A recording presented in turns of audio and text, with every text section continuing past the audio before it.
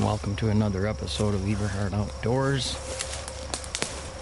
About a half a mile in from a road on public land. There was some scrapes here under a beech tree. And I want to see if they are active again. This is just a transition zone right through here. So there's not really any food around. But there's that beech tree. And as you can see, we're kind of in a low ground that's all swampy back in here. I had to wear hip boots from the road to get back into where I'm at. Just hip boots, not waders. Back here it kind of dried up. It's a little higher ground.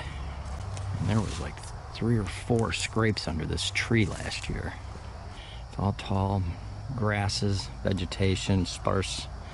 There's cattails in here. Just wetlands.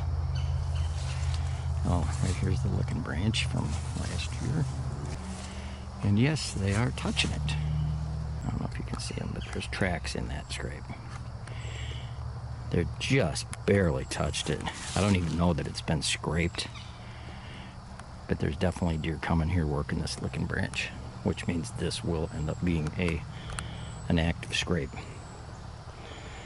By the way the dirt looks, because it rained recently, these are fresh tracks. So that looking branch is definitely being used. Or this one right here.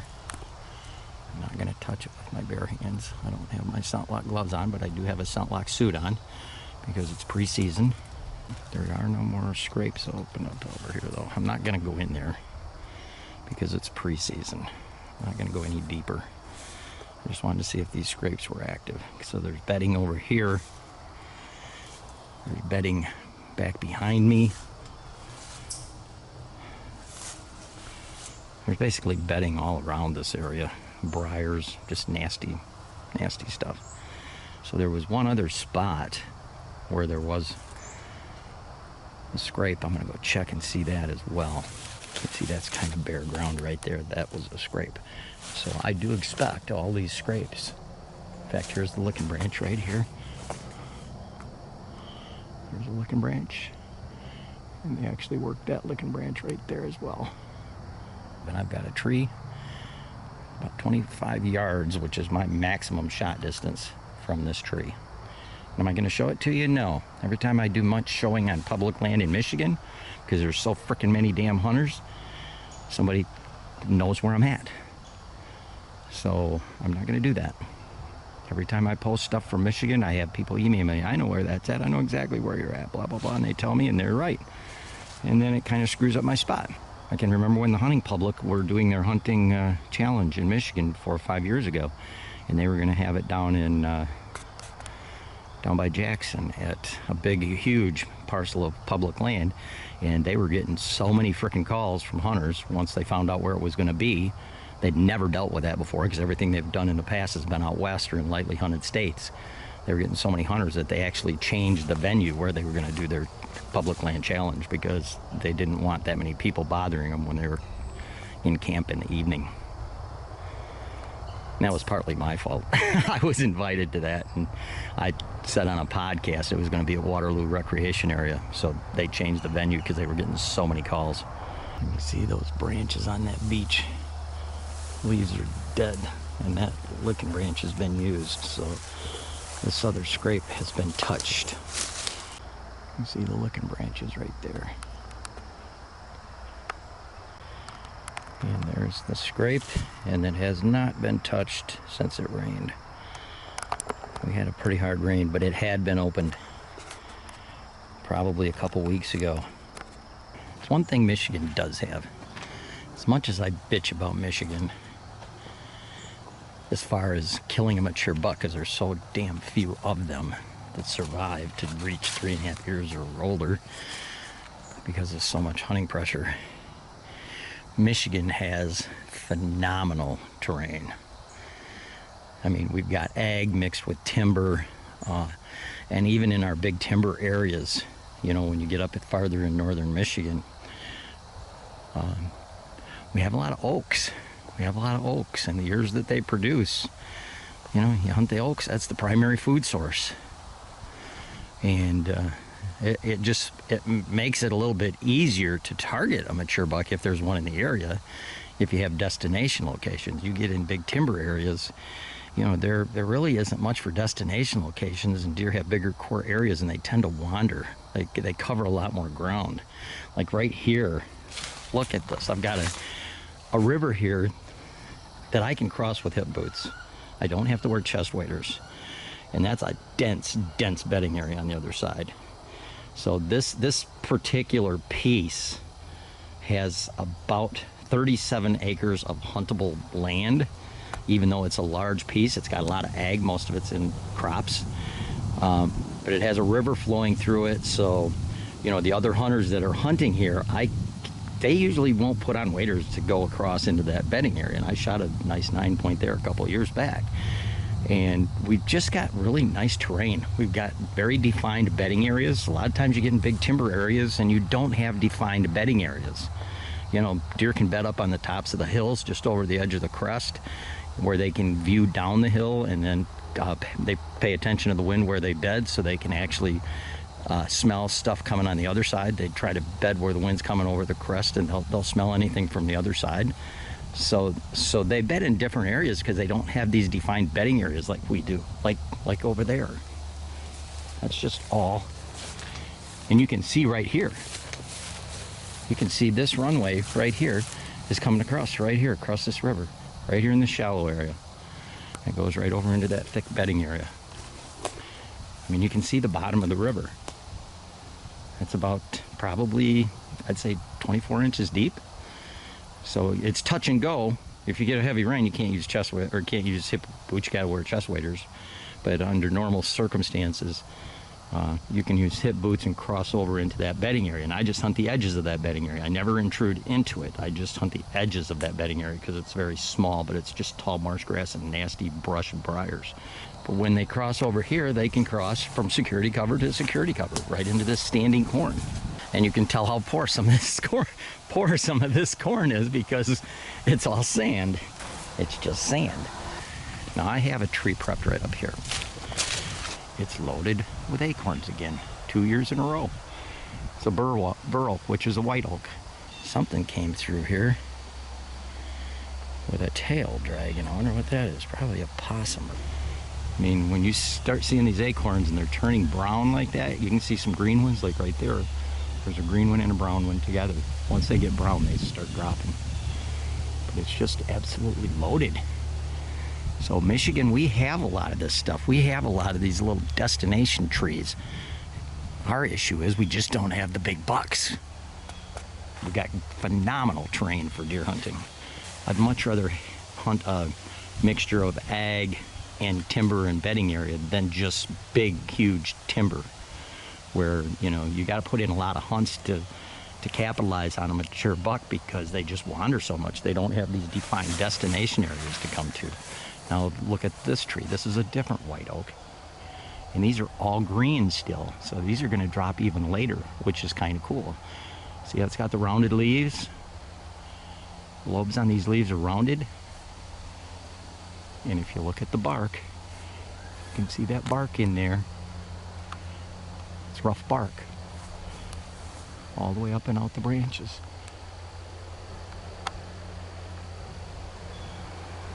Now this is a speed tour. I'm not scouting.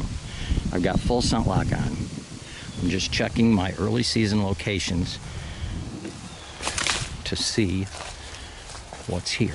And I'm in full scent lock, so I'm having as small of an impact on my intrusion as possible. Now there's even some more burr oaks right there, and that's loaded as well. No scrapes yet, because they haven't started to drop heavy yet. So check this out. We got two different white oaks here.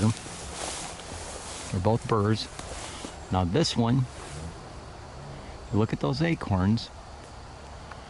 Most of them are brown. They're getting ready to drop. Some of them have dropped already. You get to this little tree right here, and this white oak. Look at the acorns on it. They're all dark green. They haven't matured yet. So this location is going to be really good all season, because these are going to be dropping probably as late as into November. You know, into pre-rut and possibly into the rut. And I guarantee, even though it's not now, there will be scrapes under these trees. That's a 100% guarantee. There's just too much white oak acorns here not to. When we pan on this river again, this river right here makes a bend. I don't know if you can see up in there, but there's a river there. It comes here, makes a 90-degree bend, and it's deeper here. So the deer aren't going to cross here. Also, there's log jams. Anytime you get a bend, there's going to be junk on the bend. So the deer are going to cross down there closer to that other tree, because that's what I call a river funnel. It's shallower there. It's easier for them to cross. They can walk across that with water up to their belly. Here they would have to walk halfway and swim the other half. So they're obviously going to cross the path of least resistance, just like we would if we were trout fishing. We're going to cross into shallower areas of the river that we know are shallow. I call those river funnels. A good friend of mine shot a 171 incher in Iowa on public land on his very first sit, on his second trip out there. He shot a 158 his first hunt. 4 years later he got drawn, shot a 170, 110 point, walked the river, found a shallow area, a long flat, shallow area, and as soon as he found that shallow area, there was deer sign everywhere. He sat up right then on the spot, mid-afternoon, passed on a 135, shot a 171 incher. Very first hunt on that trip, public land. I'm at my house, and I have a big red oak right here in my yard. That's one. And I'm going to come over here. There's a second big red oak. I want you to look at the yard, because there's no branches on the yard. There are acorns on the ground. Like right here, for instance. Acorn there, acorn there. Basically, there's just a lot of red oak acorns on the ground. So the red oaks are dropping acorns right now. The white oaks are not dropping, and right here is a big, huge double-trunked white oak. And I also have another white oak on the other side of that side garage right there. And on both of these white oaks, they have acorns as well. So it is early August, and if you notice, there's a bunch of leaves here on my driveway and some of them in the grass. And these are under the white oak. Now for the last week, there's been 1 or 2 areas under each of these trees, again, that one there, and this one here, where there has been just a bunch of little branches underneath the tree. Now they're in one little area. You notice the other side of that lawn is clean. So is that over there. There's no branches on it. Now the other day, all the branches were up by that little lighthouse covering my pump.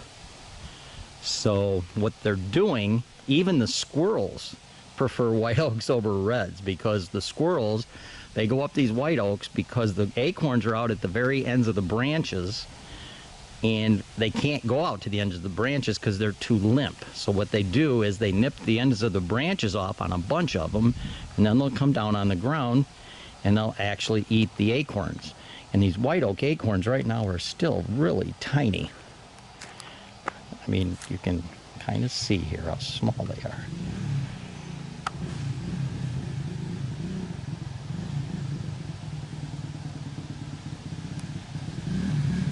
You've noticed the rounded lobes on those white oak leaves. There's some, here's another acorn on this one. There's another acorn on this one right here. But they've been nipping these off. So not only do deer prefer white oak acorns because they have less tannins, so do the squirrels. There's a dude riding by on a bike. I live in a lake association, so a lot of activity here. I just think this is really interesting, you know, that not only deer but squirrels, pretty much anything that eats acorns, they prefer the whites over the reds because they have less tannins. They're not bitter. You can eat them like a macadamia nut almost. And the reds are extremely bitter. As soon as you bite into them, you'll spit them right out. But anyway, and again, white oaks have rough bark all the way up the tree and all the way out the branches.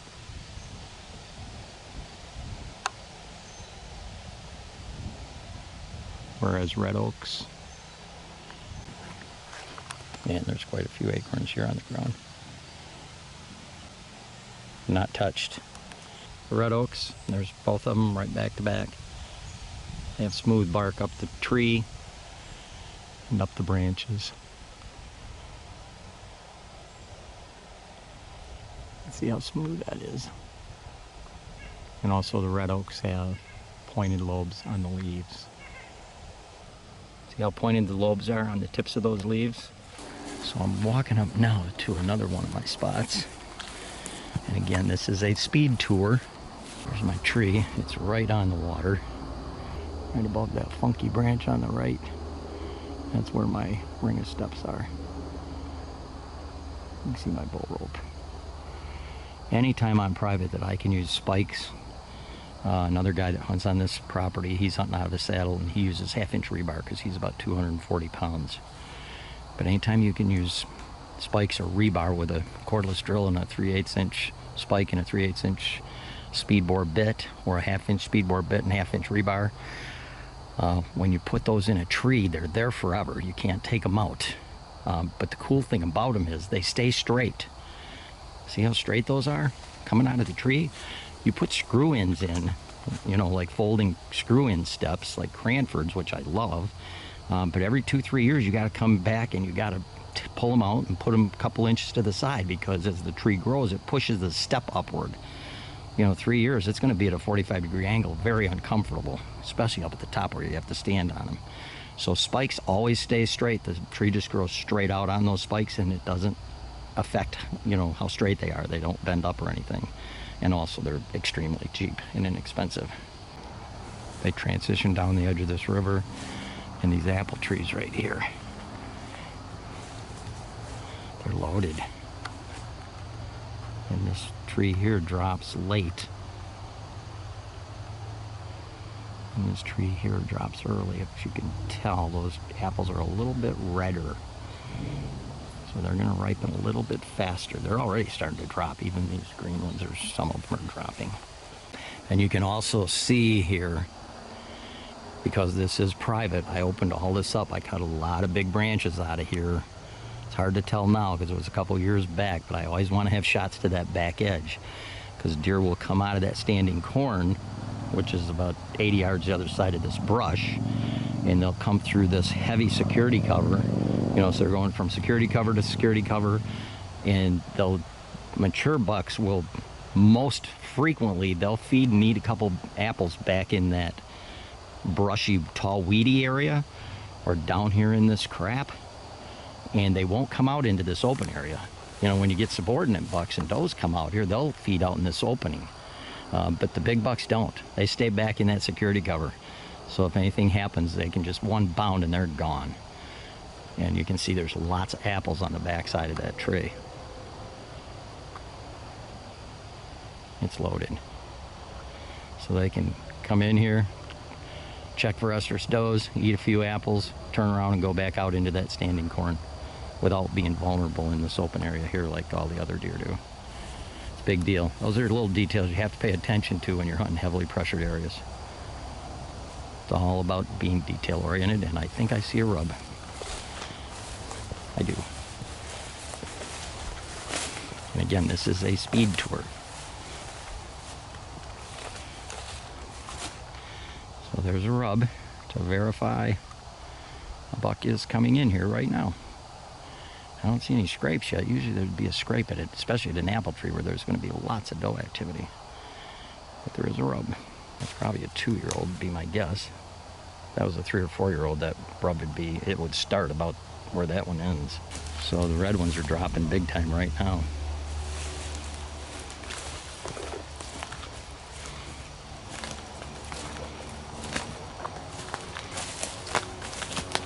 And from this nasty brush back in here,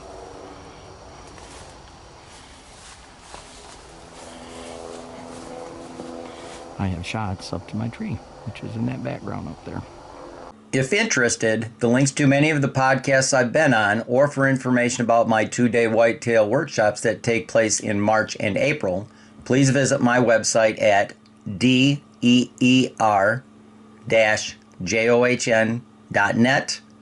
Thank you for watching another episode of Eberhart Outdoors, and to receive notifications for future videos, please subscribe.